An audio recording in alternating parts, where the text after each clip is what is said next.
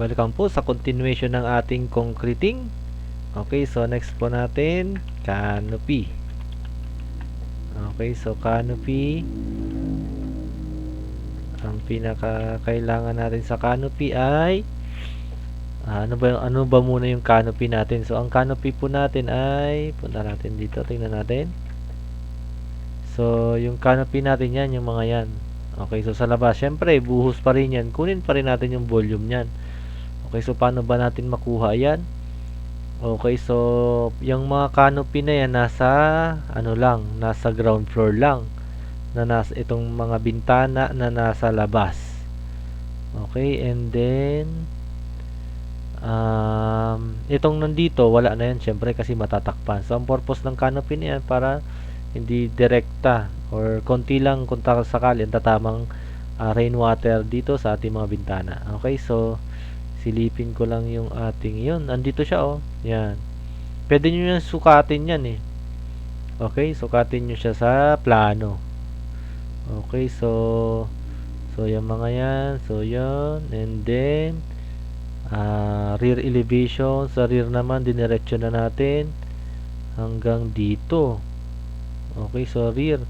Pero dapat hanggang dito lang. So ito hindi ko napansin, dapat wala na to dito kasi nga mayroon ka ng cantilever dyan. Okay, bakit nga ba meron pa rin yan dyan? Okay, so anyway, since nandyan na yun sa plano, ano na natin yan, isama na natin. Okay, so design na lang yan. Okay, anyway, ang ano naman natin, ang topic naman natin is estimate. Okay, so paano na ba yan? So balik tayo dito sa ating floor plan. So yan. Okay, dito sa floor plan, ang mga lalagyan natin ng ating canopies ito. Ito mga bintana na to. 1, 2, 3, 4. Ito, pintuan na yan. Ito, and then W2, W1, W5. Okay. Ngayon, kapag kukunin ko yung volume niyan, kukunin ko muna kung anong klaseng bintana and then ilang klase. Okay, so W1, unahin ko. Ilang W1? 1, 2, 3. Okay? So ground floor lang po ang may ang may canopy So 1, 2, 3. Okay, so i-separate ko lang dito.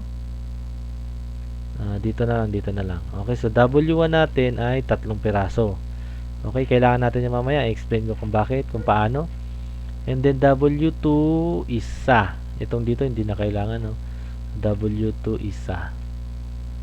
Okay, so W2 isa, and then next W3 and 4 hindi na kasi ano natin yan, diretso kasi dyan, di ba? So yun nga yung sinasabi ko, dapat wala na kasi may terrace, pero hindi na natin isama yan. So diretso na tayo sa W5 na isa, and then W6 wala, and then W7 isa rin. So W5 and W7, W5 W7. Okay, so tag-isa. Okay. Ngayon, tingnan natin yung detail ng ating canopy kasi yung canopy natin hindi naman sakto kung ano yung haba nito. Siya na rin yun. So hindi po ganoon. Ang nangyari is ito siya. Hanapin natin yung detail niyan. Detail ng canopy natin. Saan na ba yun? So ito, detail natin ng canopy. Wala pala dito sa structural, nandun ata sa architectural, pero nandito nakalagay 0.4 and then 0.1 yung thickness. Okay, so ilagay ko na dito yung thickness natin ng canopy 0.1 and then width na 0.4. So length lang ang kailangan natin. Next. Okay, so hanapin natin dito. So puntahan nga natin dito sa para naman magamit natin tong table of content. Yan, hanapin natin dito. Saan na ba yun? Ayun, molding and concrete and canopy. Typical dito concrete molding and canopy. So page 8 daw siya, page 8. So eto, page 8. Yan, so yan yung haba. Ito yung sinasabi ko na hindi siya sakto kung ano yung length ng ng ating length or lapad ng ating bintana. Yun na rin yun. So may parang nakaurong. So ano yung nakaurong na yan? Gano'ng kahaba? So ito po siya, 0.25. Siyempre magkabila yan 0.25. Okay, so ibig sabihin, yung length or lapad nitong ating mga bintana, dadagdagan natin ng 0.5. So, 2.25 kasi. Okay? And then, nakalagay dito sa plano, varies, ibig sabihin, nagbabago. Kasi nga, iba-iba yung width or lapad or length ng ating bintana. Okay? So, ngayon, may listahan na tayo ng mga bintana na yan. So, kunin natin yung, ito, ilagay ko lang, no? Kunin na natin yung length niya. Length na lang. Length. Okay, so length ng W1. Okay, so asan yan? Andito na. Next page lang. So W1, 1.5. Okay, W2, 1. Lagay ko na. 1.5 meters, 1 meter, and then W5. And then W5 natin, 0.6, and then W7, 1 meter. So, 0.5 and then 1 meter. Okay, ngayon, yung total length niyan, ito, magpa-plus ako ng 0.5. Okay, so, yan. Total length niya na yan. Okay, so, pansinin nyo, plus 0.5 lahat yan.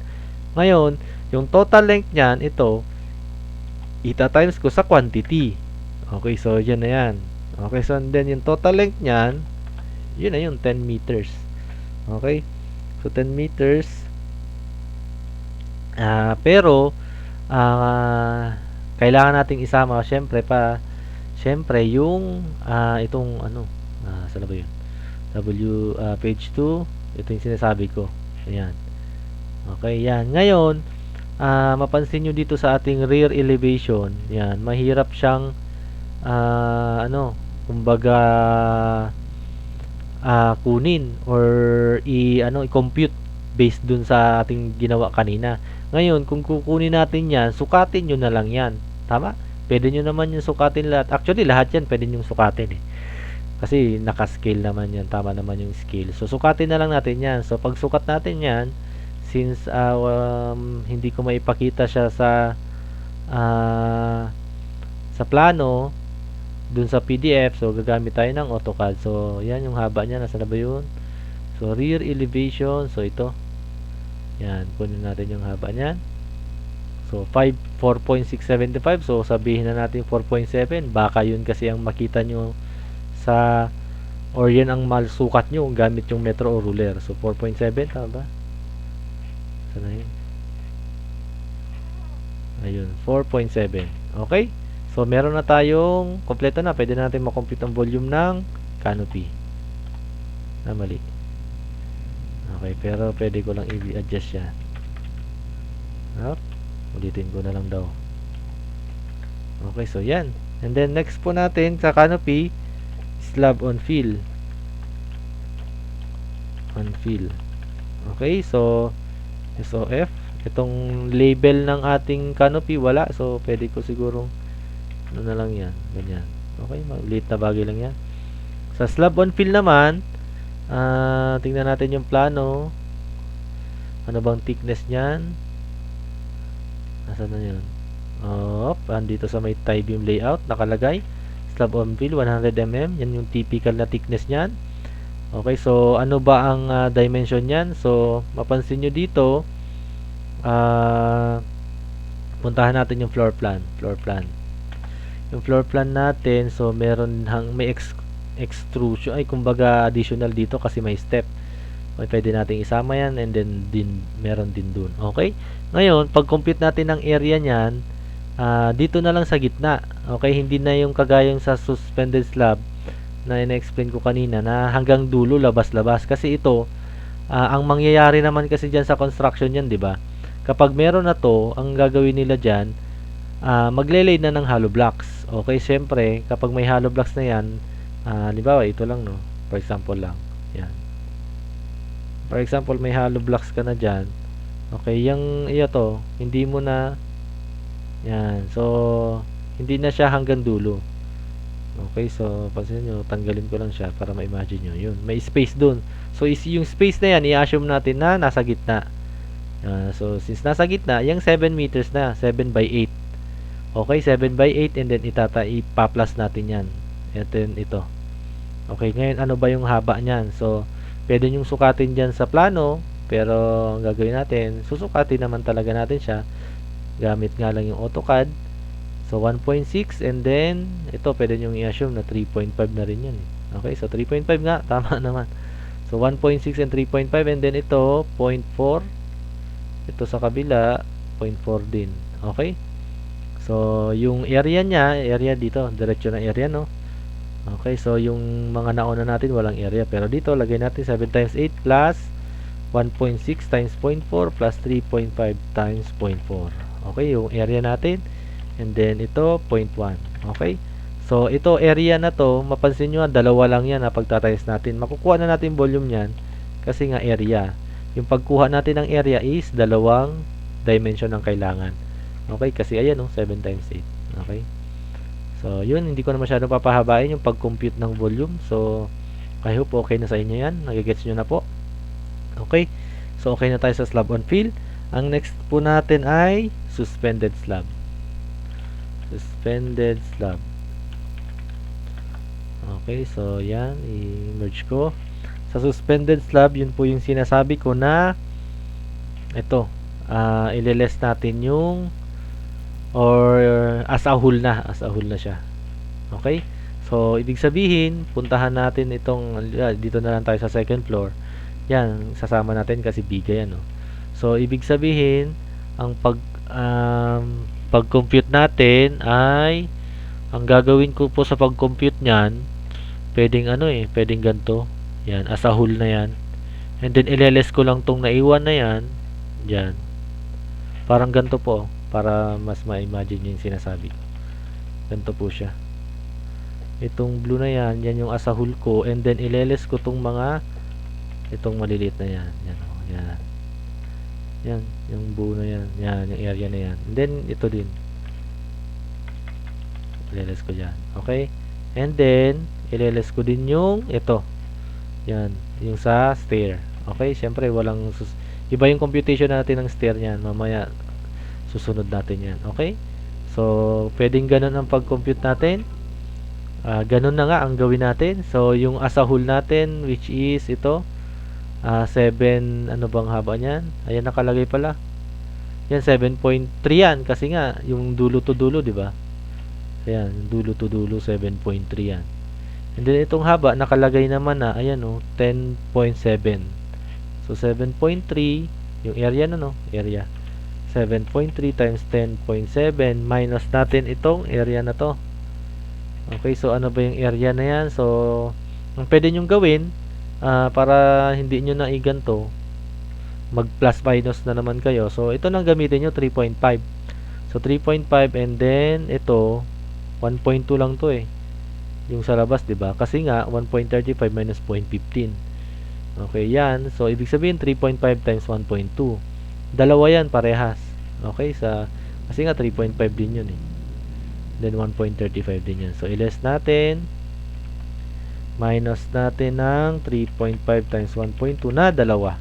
Okay, and then ileless, mamaya balikan natin yan. Ileless natin tong sa stair. Okay, pag iless natin yan, pwedeng ito na 2.15 o kaya 2 meters. Bakit nasabi kong 2 meters? Mas maganda na mas malaki yung total volume natin, na makuha kaysa sa mas konti. Mas safe tayo dun. So kaya sinabi kong 2 meters na lang, mas maiksi kasi mas ima-minus kasi natin yun, di ba? So, sabihin na lang natin na 2 meters, then ito 3.5. Yan, 3.5 na rin yan para madali. Okay, less natin 2 times 3.5. Okay, so 62.71. Okay, so and then yung volume ay yung thickness 0.125, and then scroll ko. Okay, so yan yung volume natin ng ating slab. Okay, mapansin nyo, so far yung slab talaga ang pinaka kumakain ng volume.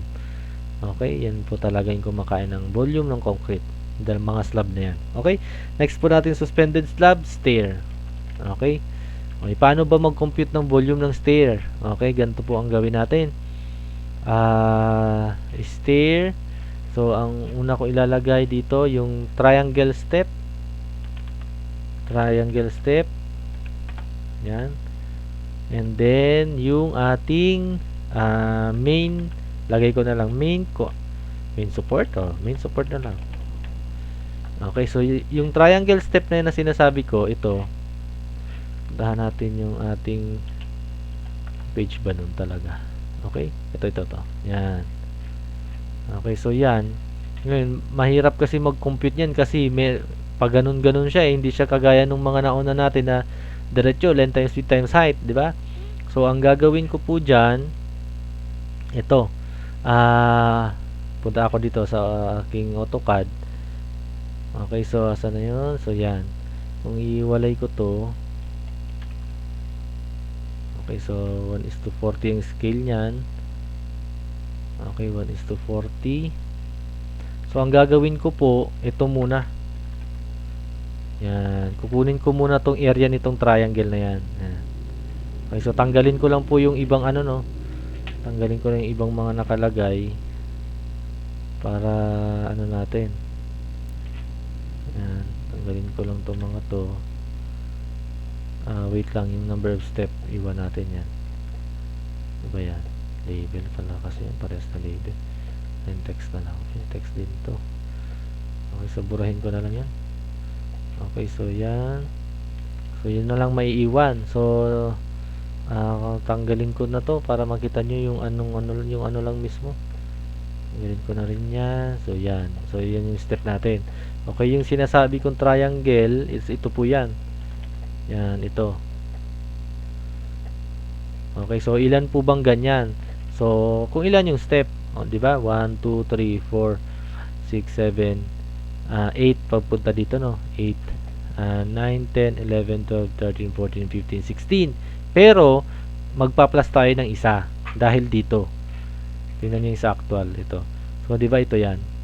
Ito yung sinasabi ko. No. Yung bilang natin kanina is ito.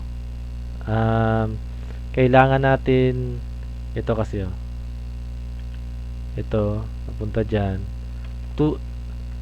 Kailangan kasi maisama yung dito, no? Kasi ang consideration natin dito, ang length lang niyan is 1 meter.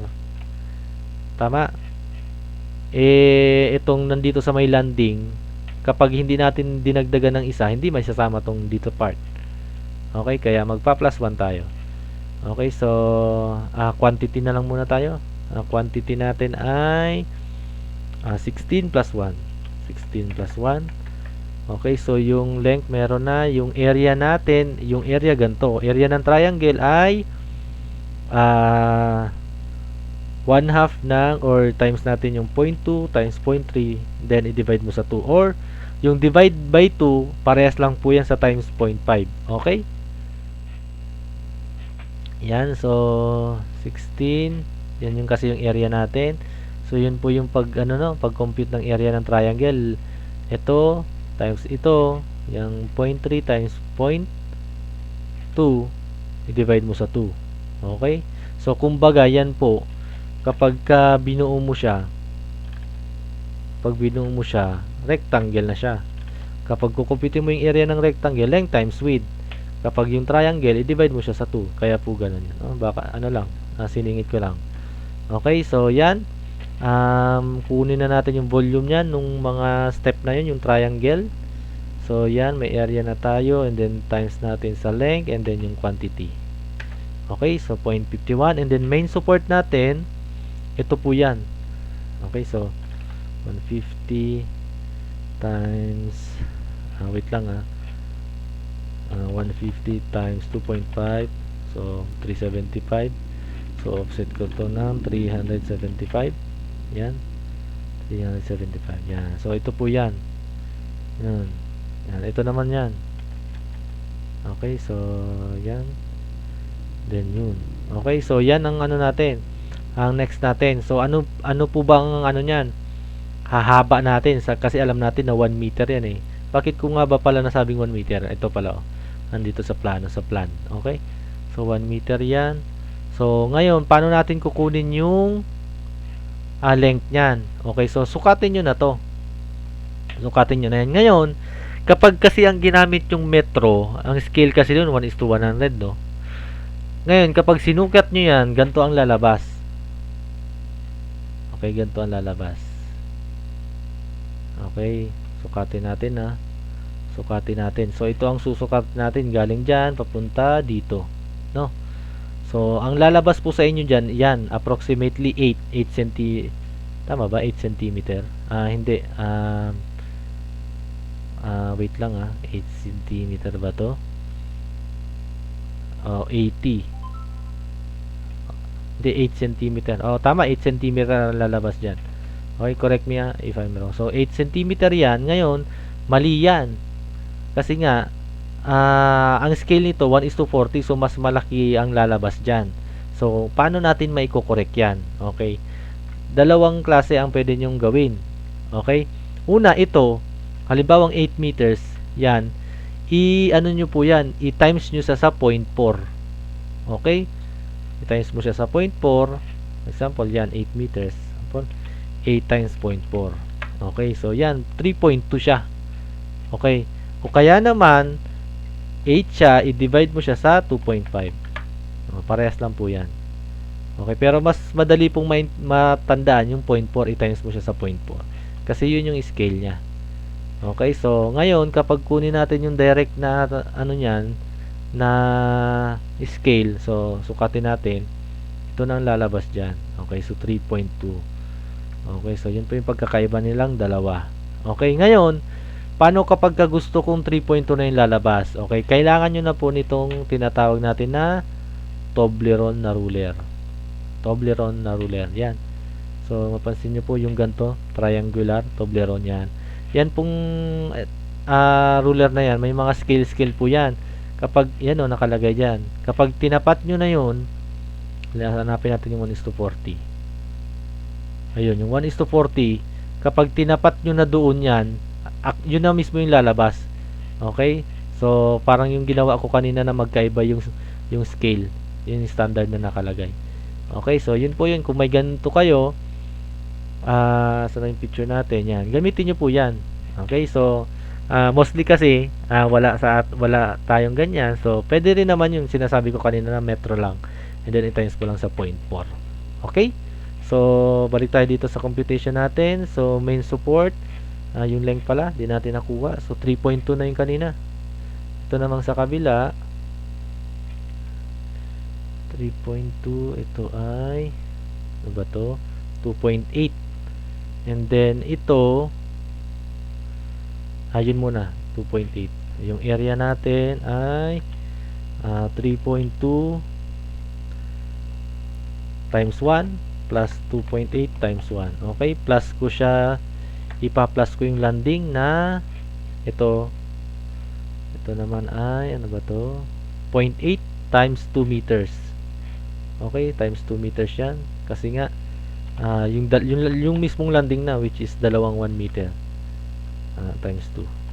Okay, and then yung thickness natin ay 0.1. Okay, so length, ay teka lang, length pa lang pinag-uusapan natin wait lang, sorry. So joke, 3.2, hindi ko siya itatimes sa 1, sorry, mali. I-times ko siya sa thickness, 0.15. 2.8.15. Okay, and then ito plus pwede ko kasing pagsamahin na dito okay, so main support, ihiwalay ko na lang ata yung sa, para hindi kayo malito, no? Ihiwalay ko na lang yung sa landing para hindi kayo malito. So ito yung sa main support natin, itong dalawa lang na yan, yung volume na yan. So ito po yan, dito dyan yan. Ito naman, separate na natin siya. So from dito, yan yung landing mismo ito. Yan, separate na lang natin from dyan, no? Okay, para hindi po tayo malito. So yan, ito po yung area ng dalawa, baba at taas. And then, hindi na natin kailangan to. Kailangan natin yung length na 1 meter. Okay, so drag ko lang to. And then next po ay sa landing. So yung length ng landing natin 2 meters. And then yung width 0.8.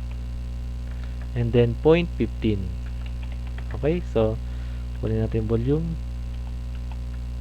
Okay, so ito na yung volume. Ito, ba't 00 yan? Kasi maliit lang. Wait lang, bakit? Mali. Hindi ko dapat dinrag. Okay, wala palang quantity siya. Okay, so yan. Next po natin, meron na tayong stair. Kumpleto na yung stair. Dito lang tayo, medyo matrabaho lang tong stair, no? So, kung sakali naman na mag-estimate ko yung next time, kapag 2-story, kapag ganun yung, halos ganito kasi yung ng 2-story, di ba? Yung size ng stair. Sino mo nyo?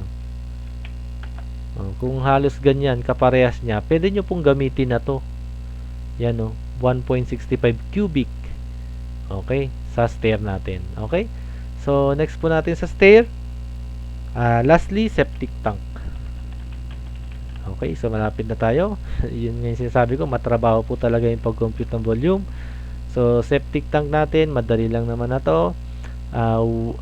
Dalawang klase. So, bottom slab and then top slab. Okay, so magkaiba po kasi yung thickness niyan. So, anong page na naman yung napin nga natin dito? Excuse me. Septic tank, page 28. 28 yun. So, yung bottom slab natin, ito, hindi ko, pwedeng i-less ko na lang ba to? Or wag na. Okay, i-less ko na lang din pala. Okay, so bale ito, ang thickness nito ay, magkaiba kasi to, pansinin nyo, may tinatawag na 2% slope. So, ang nakalagay 150, yung sa gitna, anong nandito? Okay, so pag ako mag-estimate, hindi ko napapakialaman yun. Malit na bagay na lang yan. Okay, so 0.50 na ang gagamitin na thickness natin sa bottom slab. And then ileless natin yan. Okay, so sa taas naman 0.1. Okay, lagay ko lang 0.15 thickness. And then 0.1. Okay, sa ating bottom slab, anong dimension? So ito pa rin yan. So 3.4 times 3.4 times 1.75. So yung area natin yan. Okay, so area 3.4 times 1.75. Pero kailangan nating i-less kasi ito eh. Ito. Okay, so may open area dyan sa leaching chamber. So ano bang sukat niyan? So hindi yan buong hanggang dito, hanggang sagad dyan. So hindi yan buo. Kung titingnan natin dito, hindi po ito tatapat ko lang, no? Tatapat ko lang to. So ito, hindi po siya hanggang dito, yung buo na yan, So hindi po. So ito, may distance siya na 300. Okay, so yung 300 natin, ano bang scale nito? 1:25, 3 times 4, 1,200. So yan. So mayroon po tayong 300 dyan. So yan po yan. 900 na lang. Okay, so yan po yung ating area. Hindi pa pala. Wait lang. Oh, yan na yan. Yan na yung area na yan. Ngayon, ano yung syempre, kailangan nating i-less yan. Ano ba talaga yan? So, ito, pwede nyong sukatin yan gamit yung itong ruler. Kung ruler o metro ang gagamitin nyo, ang lalabas nyo ay 3 meter. Ngayon, yung 3 meter, i-times mo siya sa 0.25. Ano ba yung ng 3 times 0.25? So, 0.75. Okay? So, kapag gagamitin na natin yung ating tublero na metro, so, dapat 3 meter, ano yan? 0.75. Ayan, so, tama. Okay? Ngayon, ano naman ito? Okay, so, ang gagawin natin, i-less natin yan. 1.75 minus 0.3 minus 0.3. Okay, so, yun na yung length nito. Kunin natin siya. Iwalay natin. So, ito ay 0.75 kanina. Ngayon, ito ay 1.15 kasi nga 1.75 minus 0.3, 0.3 or 0.6. So 1.75 minus 0.6, 1.15. Tama ba? Double check. 1.75 minus 0.6, 1.15. Okay? So ileless natin siya dito. 1.15 times 0.75. Okay? So pwede natin makuha yung volume nito. Okay, sa top slab naman, mas madali kasi wala kang ileless. Top slab, so yan. Kasi nga, wala na tayong ileless. Hindi natin ileless yan kasi concrete lang yan. Ang pagkakaiba lang nito, takip siya. Okay, so ang dimension niyan, 3.4 at 3.4 times 1.75. Okay, so yan, 3.4 times 1.75. Okay, so scroll ko lang siya. Okay, so mas makapal pa rin tong sa baba kasi nga yung thickness niya mas makapal. Okay, so ito wag ko na lang palang burahin. Ito ay tanggalin ko na to. Hindi pala. So ito lang. Ito tanggalin ko na. Then ito ilalagay na natin dito yung total. Wala na tayong nakalimutan hopefully. Hopefully no, wala na tayong nakalimutan. Okay, so kompleto na siya. So ito total ko na yan. Ito na. Okay, so sum formula ko. Okay. Yan. So meron na tayong total volume na 37.56 cubic meter.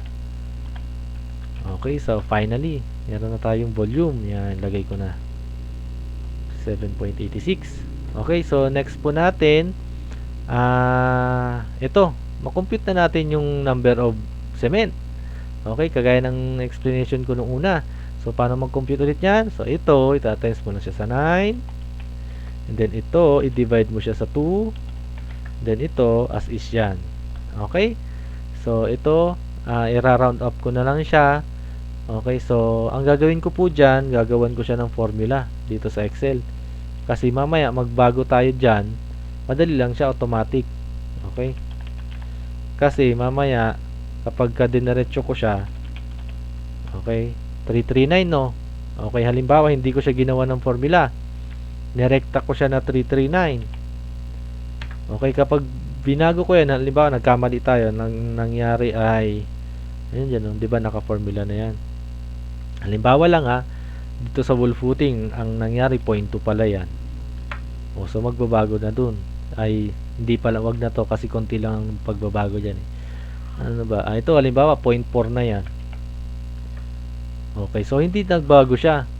Hindi pala nagbago kasi nga, direct siya na siya. Kumbaga, hindi na siya naka-formula eh. Pero kung naka-formula siya, pansinin nyo times 9. Okay, so and then i-round up ko siya. Naka-formula siya.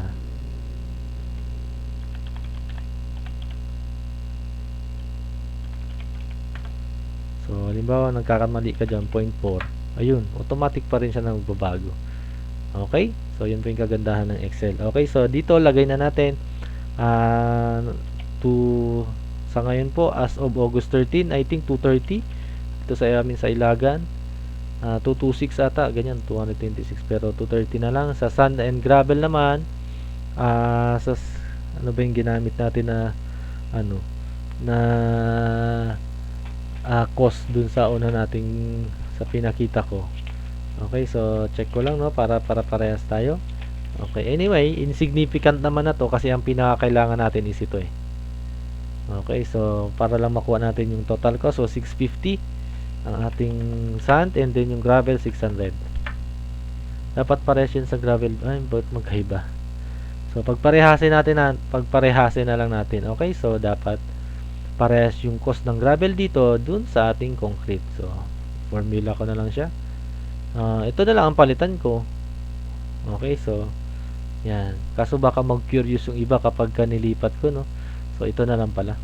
Kasi tapos na natin yung ating discussion dito sa gravel bedding. So pagparehasin ko na. Ito po nagre-range yan nagre-range yan sa mga location natin. Okay, so depende po kasi yan. Depende talaga yan sa quarry, ganun. Kung ilan yung mga nakukuha, kung mas marami yung sand, mas marami yung gravel. Okay, yun po yung factor niya. Okay, so ngayon kunin na natin yung total cost. Okay, so yan. And then total cost ng ating materials 113,000 114,000 ang ating concreting sa materials pa lang. Okay, so syempre kailangan pa rin natin yung ating laborer. Okay, sa laborer natin syempre ilagay natin. Paano ba mag-estimate ng labor niyan? Okay, so ganito po, ilagay natin laborer. Okay, ngayon dalawang klase po ang pag-estimate natin. Yung may one bagger, which is yung ilalagay natin or i-consider natin mixer at saka yung wala. Okay, syempre depende. Kapag ka may one bagger, syempre mas malaki, which is 0.7. Okay, kapag ka wala naman, kapag mano-mano, 0.4. Yun po yung akin na. So, depende po sa inyo yan. Pero yun po yung aking ginagamit sa pag-estimate. Okay, so yan. And then, number of person, isa lang. Sa skill, dalawa. And then, 6. Okay. Sa number of days, ito, ilagay ko lang po muna, no? Plus, plus, plus. Okay, so lahat po naka-formula. Matagal po siya na gaganon-ganon ko po siya. Pwede ko naman siya i-diretso na ganon. Pero yun nga lang, mas maganda kung naka-formula. Since nasa Excel tayo, para pag nagbago, madali lang. Okay, so next, sa duration natin, ito, di ba? Ang 0.7 is Monday yan. So, ibig sabihin, yung isang labor natin, with mixer, kaya nila na na maghalo ng 0.7 cubic. So, malaki-laki yan. Siyempre, may mixer yan. Pero kapag wala, 0.4 lang kapag mano-mano. Okay, ngayon, kapag kakunin natin yung duration yan, parang yung ginagamit natin dati na ito, itatimes ko siya sa labor. Hindi po yung skilled, no? Hindi natin sama yung skilled. Okay, so nakadepende lang po sa labor. Okay, so hindi po kasi natin i-consider na yung skilled na naghahalo. Kumbaga, taga-finishing lang sila. Okay, yun consideration natin. Pero kung sa tingin nyo, tutulong naman talaga yung which is possible, or yun naman talaga, pwede nyo ilagay. Pero ito, para sa natin, standard, kumbaga, hindi natin i-consider yung skill. Okay, so sa number of days, yan, yung formula na lang natin. Okay. Okay, so same rate, 650, 550, 450. Okay, depende pa rin yan sa lugar nyo kung magkano. Okay, so kunin ko lang yung total costing. So yan, 39,795. Okay, sa number of mixer naman, isa lang, and then same number of days. Yan, so i-assume natin na ito, gagawin ko na lang siguro siyang 9. Okay, so i-round up ko siya. Okay, kasi nga pwedeng hindi mo pwedeng i-0.94 yan. Usually kapag nirentahan mo yan as a whole day, di ba? So ang natin, magkano renta niya? 700 per day. So iba ba yan? Merong 1,000, merong 1,500, may 500 lang, mga ganyan. Depende po yan. Okay, so ano yung formula? So yan. And then yung kunin natin yung total. Okay, so 159. Okay. So ngayon, try natin na walang mixer. Try lang natin, no? Para makita natin. So try kong walang mixer, burahin ko to. And then syempre 0.4 to. Magkano na kaya? So 183. And then yung dati 159. So malaking bagay pag may mixer ka. Okay? Kapag may mixer ka, 0.7 yan, and then 159 o 160. Pero kapag walang mixer, syempre mas mababa yung output, 0.4, 183. So mas maganda kung may mixer ka. Okay? So kapag yung sobrang dami naman yung gagamitin mo, halimbawa madami ka, contractor ka talaga. So ideally na kaya naman bahay mo lang talaga pero sobrang laki, pwede mo namang makita kung kailangan mong bumili na lang kaysa sa magrenta. Halimbawa, umabot ka ng 60 days. So 42,000. So konti na lang, or actually may mga ganyang presyo ng mixer na mabibili. So bumili ka na lang. So pagkatapos pwede mong parentahan, kumita ka pa. Okay, anyway, so yun lang. I think okay na tayo dito sa concreting. Okay, so ilagay ko lang dito. Ilagay ko na siya dito.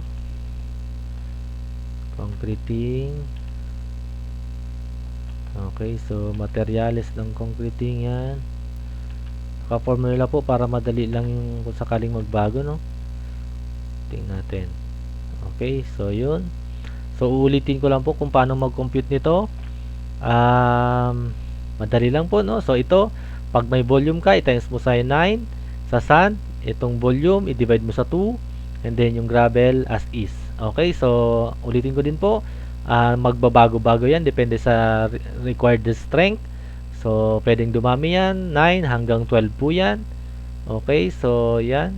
May nakalimutan pa ba kung kailangang i-share sa inyo? I think wala na, hopefully. Pero kung meron man, maalala ko, isingit ko dito sa mga susunod natin. Okay, so yun lang po concreting natin. So finally, ilagay ko na siya dito. Okay, so far 203,000 yung costing natin hanggang concreting. Okay, so yun lamang po. At see you sa ating ah, number 6 na RSB. Ito medyo madugo-dugo to. Okay, so yun lang, and kung sa tingin nyo po medyo nakakatulong tong ating tutorial, pwede nyo pong i-share para marami po tayong matutunan. And pag may tanong kayo, pwede pong mag-comment kayo dyan. And then kung may mga suggestion kayo, pwede lang po kayo mag-comment. Goal naman natin is makatulong. Okay, so yun lang po. Maraming salamat and God bless you all.